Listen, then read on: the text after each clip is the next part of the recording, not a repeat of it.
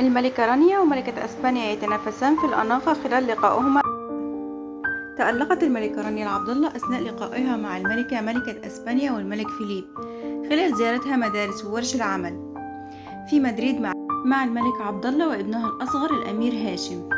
ومن أجل هذه الزيارة اختارت ملكة الأردن فستانا أسود بطول ميدي مزخرف، أما ملكة أسبانيا كانت ترتدي فستان فلوري ملون بدون أكمام، ويبدو أن الملكتين يتنافسان في الأناقة. واختارت الملكة رانيا إطلالة كلاسيكية بسيطة وفستان أسود مزخرف وبيتميز بطول ميدي وأكمام طويلة من مجموعة ديور. وأكملت الملكة إطلالتها حقيبة كتف باللون النيود من دار فاندي وحذاء بالكعب ستايل بام متعدد الألوان.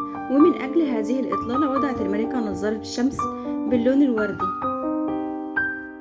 وتصميم فستان الملكة رانيا من مجموعة ديور بسترة قصيرة، لكن قررت الملكة التخلي عنها والاحتفاظ بشكل الفستان الأنيق الكلاسيكي.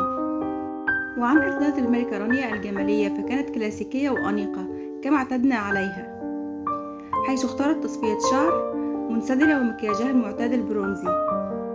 وعن إطلالة الملكة ليتيزيا خلال لقائها بالملكة رانيا في أسبانيا.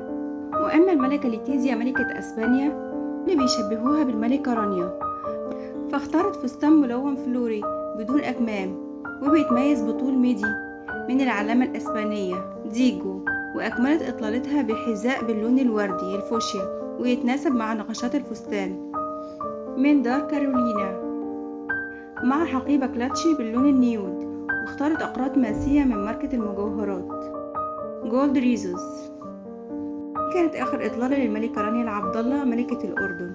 والسلام عليكم ورحمة الله وبركاته.